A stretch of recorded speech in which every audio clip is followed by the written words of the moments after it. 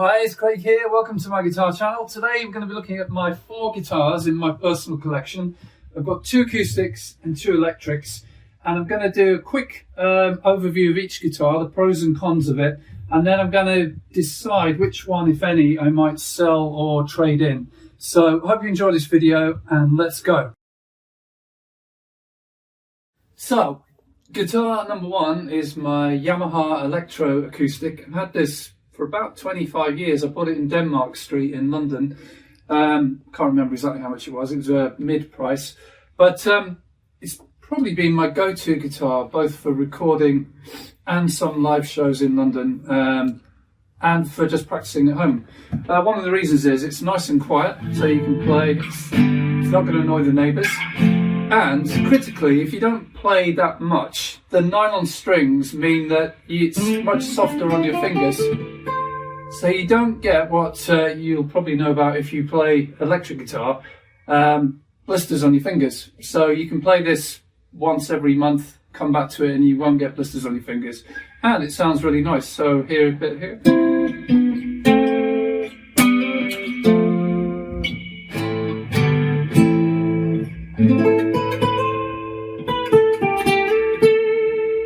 So it's nice. So there are the upsides, but there are some downsides. And one of the downsides is, although it's got a cutaway here, it doesn't have a double cutaway, which means that I do struggle a bit to get to the high notes. And I'm obviously a lead guitarist, so that can be a problem. The other thing is the intonation is definitely out up here. You may not hear it now, but it's slightly out, and it probably needs a good setup, but it's hard to do on an acoustic guitar. The other downside is that the hiccup in here, this is an electro-acoustic which I'm plugged into my micro cube, is not that good, to be honest. So when I've used it for recording, I've actually just had it mic'd up, and that sounds a lot better than the pickup. But generally, I can't complain too much. 25 years I've been playing this guitar. Sounds nice, easy to play, and of course looks pretty good too. So that's guitar number 1. So this is guitar number 2, a nice looking guitar. This is a Takamine Electro-Acoustic steel strung. So I originally got this guitar from my brother a few years ago. I kind of adopted it from him for free as he upgraded to a Taylor, which is a very nice guitar as well. So this guitar pretty much sat in one of my cupboards for several years, right through the pandemic and beyond. And it's only recently that I got it out, and I had it restrung, and since that day I've actually started to really like it, and I've played it a lot. It's not too loud, so if you want to rehearse at home without annoying neighbours or your fellow housemates, it can do that. But it also, unlike the Yamaha one, it sounds really nice plugged in through the amp. So I'll play a bit of this so you can hear it.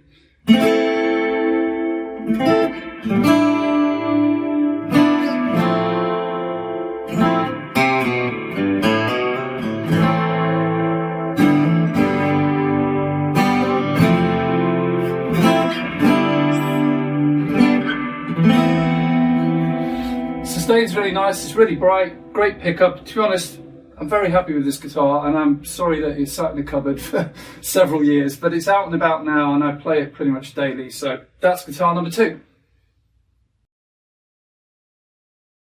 So guitar number 3, this is a Fender Strat, vintage sunburst finish, rosewood fretboard.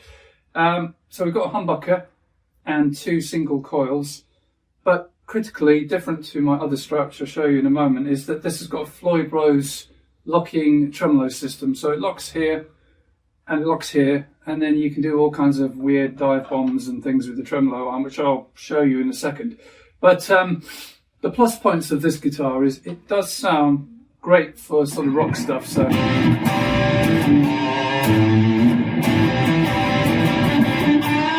then if you want to use the tremolo,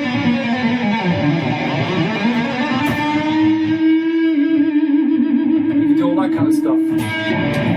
So it's a nice guitar, and I do like the humbucking sound. It's a lot chunkier than what you get on a single coil Strat.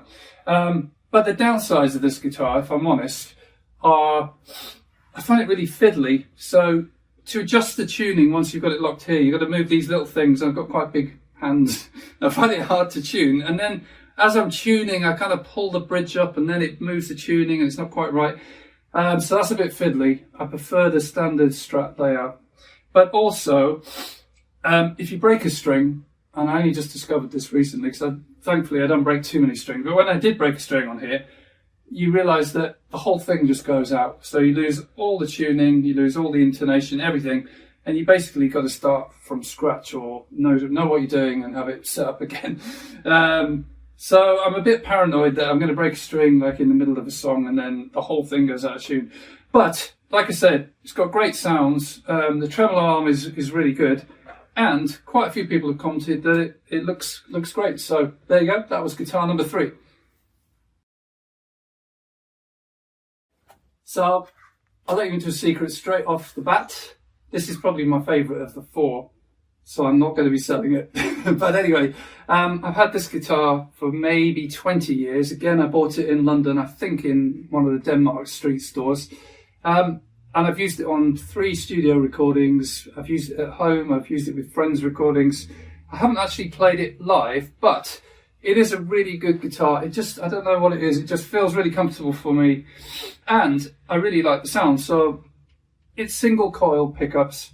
So it's better for clean. The distortion is a bit thin and a bit spiky. But for this type of Dave Gilmour, Mark Knopfler type clean thing, it's great. So let's have a play with this.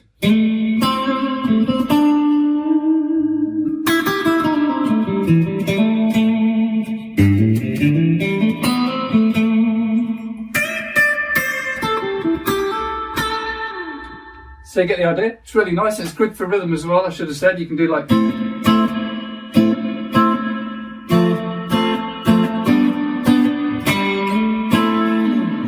So it's nice. It's kind of funky. It's kind of like upbeat sounding, and I like it. And surprisingly, compared to the last one, this has got a standard tremolo arm, but I've had it hard-tailed, which basically means that there is no tremolo arm. You can probably see it's been removed.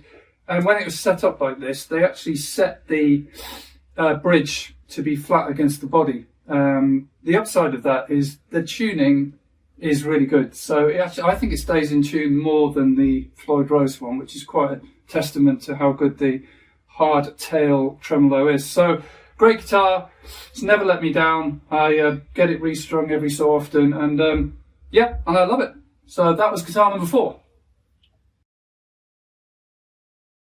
So there you have it. That's my overview, the pros and cons of all 4 of my guitars. Which one would I potentially sell? Well, I'm sorry to say this, but it's going to be the Yamaha Spanish nylon strung Electro-Acoustic.